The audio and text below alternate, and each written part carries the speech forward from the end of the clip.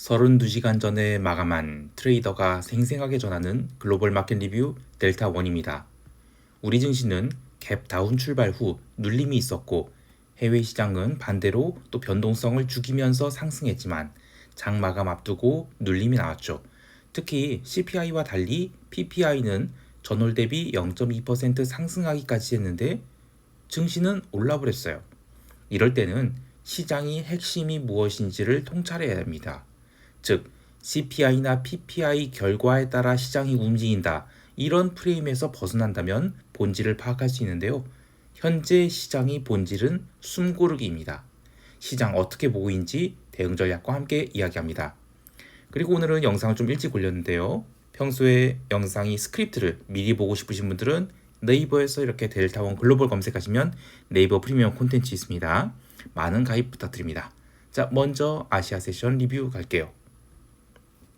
우리 증시는 갭다운 출발 후 처음 30분간은 시장에 방향성이 없었습니다.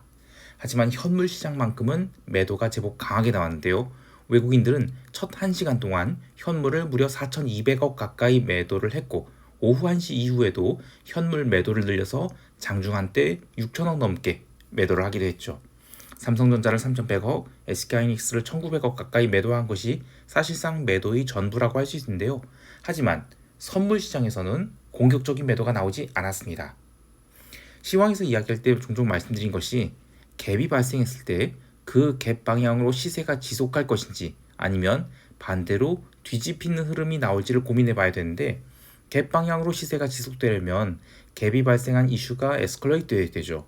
그런데 수요일 애플 등 신고가 지속한 종목들 중에서 처음으로 마이크로소프트가 이유 없이 음봉이 나오기 시작했고 CPI 발표와 함께 드디어 나스닥 대부분이 시총 상위 종목들이 매도가 쫙 나왔어요. 자, CPI 결과에 따라서 나스닥 하락이 나왔다라고 한다면 그 논리가 무엇이든 우리 시장에서는 갭이 시초가에 반영되고 이후에는 반발 매수가 들어와야죠. 근데 CPI 결과에 관계없이 나스닥에 차익 실현이 나왔다 이러면 우리 시장도 그냥 차익 실현 맞겠다는 관점에서 시총 1등과 2등의 하락이 멈출 때까지는 반발 매수가 나오기 어렵다라고 봅니다. 이것은 무슨 얘기냐면 지표에 따라서 시장이 하락했다 그러면 지표는 시가에 다 반영될 거 아니에요.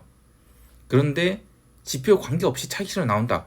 그럼 우리 시장도 갭다운이 나왔지만 거기서 차익 실현이 나오면 어디까지 빠질지는 모르는 거예요. 그래서 반발 매수가 어렵다라고 본 겁니다.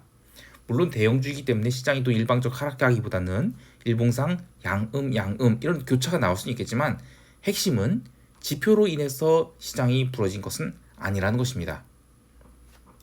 마찬가지로 토요일 새벽에 마감된 야간 선물은 3포인트 넘게 상승했죠. 근데 이 또한 시장이 추세적 상승을 하는 초입이 될 것이냐?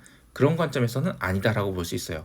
단순히 매도세가 빠져나가서 반발 매수가 들어온 것이지 신규 매수가 쌓인 것은 아니죠.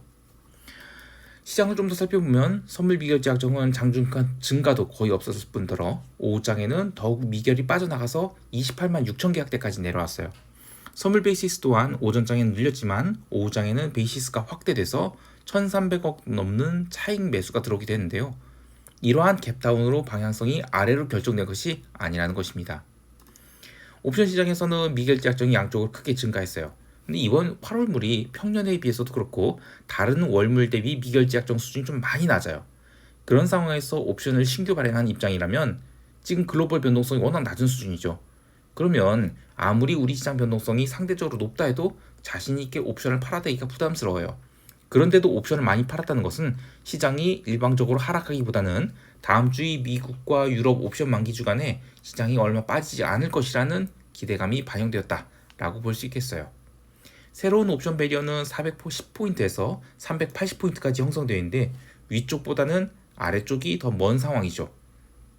또 아직은 풋클래스에 대해서 자신있게 매도를 하지 못하고 있어요. 근데 이 또한 지난 7월물과 다른 부분이죠.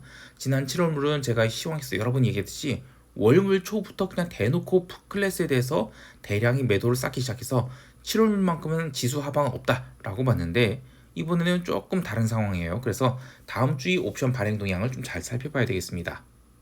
자, 이제 유럽 세션 넘어갈게요. 유럽 증시는 변동성 매도와 함께 개장 초부터 꾸준한 상승이 시작돼서 종가 고가로 마감되면서 1% 넘게 상승했어요. 이렇게 해서 지난 6월 중순 이후로 있었던 유럽 시장이 아주 지루한 횡보장에서 중심 가격대를 넘겨서 마감하게 됐습니다. 유럽 증시 상승 시점은 미국 PPI 발표 이후에 오른 것이 아니에요. 미국 본장 개장하면서 유럽 증시만 오르기 시작한 것이죠. 근데 주로 상승한 것은 에릭슨 같은 통신주입니다. 에릭슨 8%까지 올랐거든요.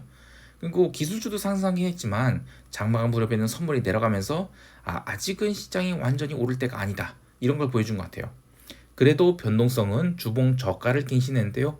유럽 변동성은 13포인트 초반까지, 그리고 미국 S&P 변동성은 12.6포인트까지 내려갔습니다. 채권 시장 또한 아주 조용한 흐름을 보였습니다. 그래도 여기서도 주의 깊이 볼 것들이 있죠. 우선 미국 생산자 물가가 CPI와 달리 강세가 나오니까 일시적으로 채권 가격이 눌렸지만 5분도 안 돼서 반발 매수가 들어오더니 단기물 위주로 종가 고가로 마감하게 됩니다. 이번 주의 핵심 흐름이 장기 채권 대비 단기 채권이 상대적 강세가 일주일 내내 이어진 거예요. 마찬가지로 유로존 채권은 상대적 약세를 이어가는데요. 이제 시장에서는 매크로 지표보다는 실적 시즌에 따른 등락과 함께 초저변동성 하에서의 주가지수 옵션 만기를 앞두고 있어서 채권 시장은 관심이 상대적으로 줄어들 것으로 보고 있습니다. 통화시장에서도 리스크 온이 흐름이 이어졌어요. 멕시코 페소화는 0.9% 상승해서 9거래일 연속 양봉을 뽑아댔고요. 지난 6월이 급락 구간에 근접하는 그런 주봉 장대 양봉이 나왔어요. 영국 파운드화도 2주 연속 상승하면서 올해의 통화 배리어 상단을 강하게 돌파했는데요. 달러화가 지난 4월 이후로 레벨업을 했는데 그 구간 아래로 내려오게 될 것 같아요. 이렇게 되면 비달러 바스켓 중에서 가장 강하게 움직일 통화가 무엇일지 고민을 해봐야 되겠어요. 엔화는 다음 주 월요일 일본 휴장을 앞두고 추가 상승을 해서 다시 157엔대를 보여줬는데 금요일에 통화 옵션 만기가 있었죠. 그래서 조금 더 오버액션 나온 거 아닌가 싶습니다. 상품 시장에서도 재미있는 흐름이 있었어요. 아시아 세션과 유럽 세션에서 골드와 실버, 카파 이런 중화권이 투기세가 있었던 상품들 위주로 강한 하락이 나왔는데 특히 목요일에 CPI 약세 발표로 인해서 강한 상승을 했던 골드, 실버 이런 것들은 아시아 세션에서 추세적으로 차익 실어 나오면서 제법 큰 음봉을 만들었죠. 그러다가 PPI가 강하게 나오니까 손절매까지 나왔어요. 그런데 또 그게 전부였어요. 이후에 골드는 2,396달러에서부터 2,423달러까지 사실상 스트레이트 반등을 했고요. 구리는 아시아 세션 마무리될 쯤 톤당 9,700달러 깨느니 마느니 하다가 유럽 세션에서 미국 세션 마감까지 스트레이트 상승해서 다시 9,870달러까지 올랐었어요. 기름은 유럽 세션에서 계속 강세를 보이다가 미국 세션 들어서 바이든이 이스라엘 하마스 휴전협정 합의했다 이런 소식을 전하면서 상승폭 반납했고요. 근데 과거 같으면 이런 소식에 급락이 나와도 모자람이 없는데 이번에는 계단식으로 천천히 하락해서 고작 0.8%밖에 안 눌렸습니다. 허리케인 이슈도 소멸됐고 전쟁 이슈도 가라앉았음에도 불구하고 캐나다의 포트 맥머레이라는 거의 오일 샌드의 성지라고 하죠.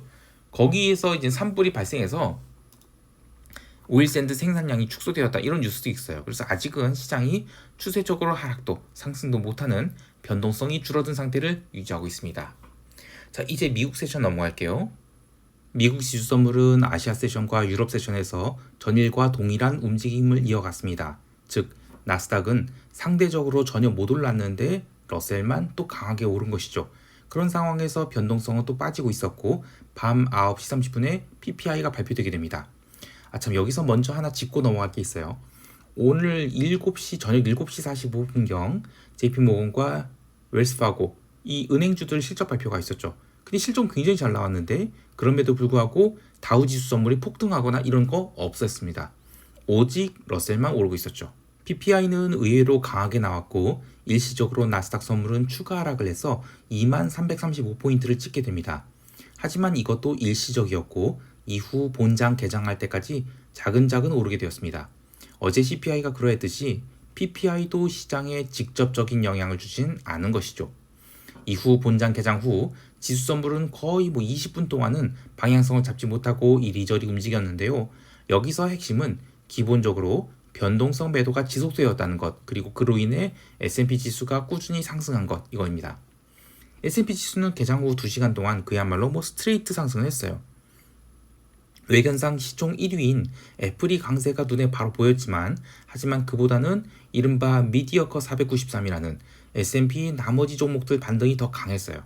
그래서 오늘 지수의 상승은 올해 7월 초까지 있었던 이른바 메가캡 주도로 상승하는 흐름과는 달랐다라고 할 수 있겠습니다.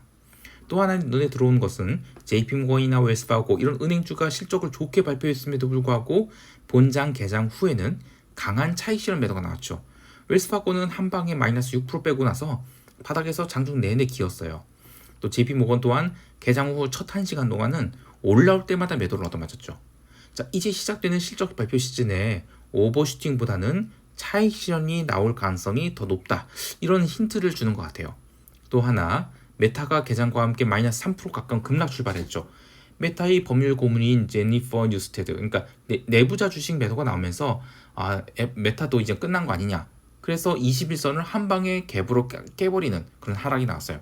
이거는 시장에 뭔가 흠집이 나오는 모습이죠. 그렇게 S&P 중심으로 시장이 상승하면서 새벽 3시경에는 연중 신고가를 갱신해버렸어요. 그런데 장마감 30분 남겨놓고는 매우 강력한 차익 실현 매도가 나면서 지수는 상승폭을 크게 반납해서 마감했어요. 이때의 급락이 무슨 특별한 이슈가 있었던 것은 아니고 변동성은 또한 전혀 오르지 못했는데 오늘 S&P 지수가 보인 진폭을 감안하면 변동성이 제법 올랐어야 정상이죠. 즉 오늘은 제로 데이 투 익스파이어 옵션들로 시장을 움직인 것이지 아직은 추세로 변동성 바닥을 찍은 것은 아닐 수 있겠다 이런 생각이 듭니다. 자, 시장을 어떤 관점에서 접근할 것인지 힌트를 여기서 얻을 수 있어요. 이른바 매그니피션트 세븐들이 밀릴 때 미디어커 493들이 시장을 받쳐준다. 그러면 변동성은 오르기 힘들죠. 하지만 맥7이 밀리고 미디어커 493이 오늘까지만 시장에서 버티고 이후에 밀린다. 그러면 오늘이 변동성 바닥 찍은 거죠. 즉 앞으로는 전체 시장이 무너지면서 변동성이 오를 가능성이 있어요. 자, 근데 지금 시황을 마무리하는 지금의 트럼프 총격 소식도 있어요. 이런 단발성 이슈들은 시장에 길게 영향을 미치기 어렵지만 12포인트대의 변동성은 아무리 생각해도 주변 상황 보면 이건 과도하게 누린 게 아닌가 싶어요. 또 러셀이 강력한 상승에는 러셀 콜옵션이 환매해 주고 있다고 하는데 다음 주 초반에도 기존 흐름, 그러니까 나스닥은 상대적 약세를 보이고 러셀이나 다우가 상대적 강세를 보인다? 그러면 시장은 웬만해서 빠지기 어렵다고 봐요. 그런데 나스닥이 강하게 눌리고 러셀이나 다우도 못 간다. 그러면 마찬가지로 이게 마지막 반등이었을 가능성도 있겠죠. 자, 이제 시장 총평하면서 대응 전략 이야기할게요. 우리 증시는 야간 선물이 갭 상승 수준만큼은 반등이 나올 수 있다라고 봐요. 그런데 다시 400포인트를 돌파하는 것은 쉽지 않다고 봅니다. 그래서 오전장이 반등에는 매도 관점, 그리고 오후장에선 관망하거나 아래쪽을 열어둔 채 포지션을 유지하는 것이 좋겠는데요. 옵션 배리어 또한 지금 410에서 380, 그러니까 아래쪽이 훨씬 더 열린 모습이에요. 그런 상황에서 월요일에 글로벌 변동성 올라온다? 그럼 우리 시장도 어쩔 수 없이 등락이 커질 수밖에 없죠. 그래서 적극적인 옵션 매도보다는 다음 주 유럽과 미국이 옵션 만기가 무사히 지나갈 때까지는 일봉상 역추세 대응하는 것이 좋겠고 풋매도를 쌓기보다는 콜매도와 청산 이런 것을 그래서 콜매도 쪽으로 접근하는 것이 좋겠어요. 해외 시장에 대해서도 추세 대응보다는 상대 강도 플레이 또는 일봉상 역추세 대응하는 것이 좋아 보여요. 아직 시장이 바로 부러질 상황은 아니라고 보지만 마찬가지로 추세 상승 또한 어렵다고 봐요. 다음 주에도 골드만삭스 실적 발표 등 쭉 실적 시즌이 이어지는데 개장 전에 발표된 이 프리마켓이 움직임 보면 그 갭 방향으로 장중 포지션 쌓는 것이 좋습니다. 자, 예를 들면 실적이 잘 나왔다. 어제 JP모건처럼요. 그런데 시가가 약세를 보인다? 그러면 장중의 매도 관점. 이것이 더 맞다고 봐요. 특히 최근에 초강세를 보였던 종목들이 메가캡들이기 때문에 이들이 만약에 조정받는다? 그러면 전체 지수를 끌어내릴 가능성이 높죠. 실제로 나스닥이 그 금요일날 고점에서 빠질 때 러셀이나 다우나 또는 S&P보다 빠진 것보다 훨씬 더 많이 빠져요. 어쨌든 장중 매도 관점을 우선으로 생각하고 있습니다. 하지만 다우나 러셀 버틴다? 그러면 이후에는 시장 긍정적으로 봐요. 현재 포지션은 전 변동성 매수, 다우, 러셀 매수 이렇게 있는데 변동성 7월물은 다음 주에 손절할 것이고 8월물 매수는 조금 더 늘릴 생각입니다. 자, 오늘도 즐거운 하루 보내시기 바라고요. 이상 델타원이었습니다. 감사합니다.